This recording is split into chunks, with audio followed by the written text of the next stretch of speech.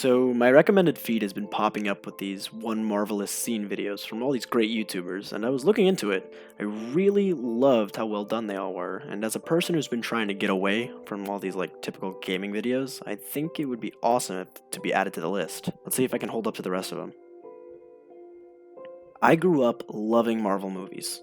Almost all of them. Sorry, Thor.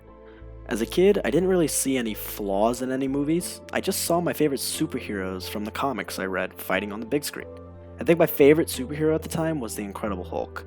I wanted to be the Incredible Hulk. I don't know why. I think deep down it was because I was a little guy who got messed with a lot, and so if I had his powers, I wouldn't be messed with anymore. I loved him so much that my dad said that if I ate my vegetables, I'd turn into the Hulk. So when trying to decide my favorite scene, I really wanted to choose the Hulk one. But all of Hulk's greatest scenes for me got trumped by one in particular. It was the final fight scene in Captain America Civil War. Iron Man and Captain America, the brains and the heart.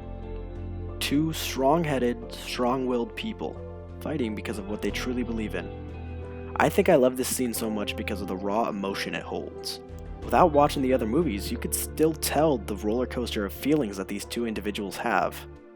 Iron Man in the beginning of his fight is enraged. Bucky killed his parents, showing a more hulking side of himself. Over the movies, we've never really seen Iron Man angry. Tony's the type of guy to say to himself, I don't need to be mad at you because I already know I'm smarter than you. But this was different. This was family, destroyed because of a brainwashed man. You can feel his conflict throughout the fight, though. The devil on his shoulder is telling him, kill Bucky, for what he did to your parents. While the angel is saying, it wasn't his fault, he was brainwashed. This brings a predicament in the audience's eyes. The audience can relate to how Tony is feeling. Tony's going through the anger part of the 5 stages of grief after a traumatic event. His parents were murdered, and the killer is right in front of him. Instinctively, you'd want to protect or avenge your own. But since it wasn't really Bucky's fault, who is at fault here? Well, I don't really know. And I think that's the beauty of this scene. It leaves the fans divided, leaves it up for debate, and keeps the people talking. Tony delivers a devastating line. He's my friend. So was I. So was I, in response to Cap. This line is the killer. This line sets the tone for how much this meant to the MCU, to Tony, and to the fans. Two friends that became family over the course of 5 years, torn apart. You can see visually how devastating this is for Tony, and the line proves it.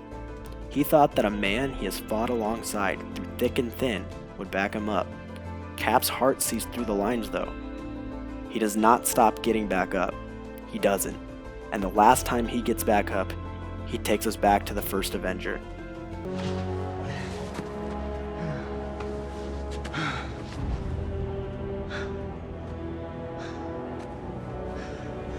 I could do this all day.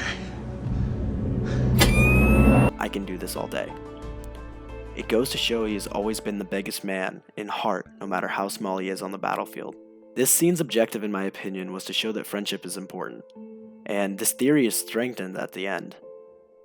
Bucky grabs Tony's leg, which distracts him just long enough for Cap to come in and swoop Tony up. Tony came alone.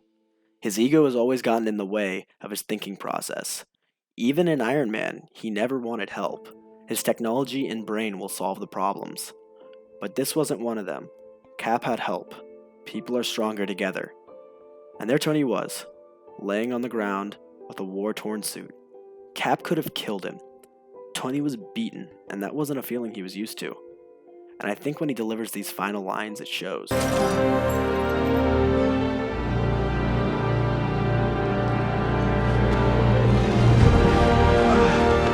shield doesn't belong to you. You don't deserve it. My father made that shield. Cap is walking away with the shield, and the lines that Tony delivers sound childish. He doesn't know what to do. He sounds like a toddler when his toy is stolen. He sounds, well, defeated. And when Cap drops the shield, and the camera's in full focus of it, That's when you know that in the end Cap won, and it translates to the other movies. In Spider-Man Homecoming, when Tony tells Peter, If you're nothing without this suit, then you shouldn't have it, okay? I personally think this was to show growth over time. I think that Tony has learned from his mistakes and is now passing his mentorship on to Peter. Without the shield, Cap is just as strong as he will ever be. It's about heart, and it's about sticking together and having each other's backs. Thanks for watching this one marvelous scene. I had a lot of fun making it, so if you enjoyed it, maybe I'll make more videos like this. Hopefully it gets added to the playlist, but who knows. I got content on my channel for the first time in months, and that's what matters.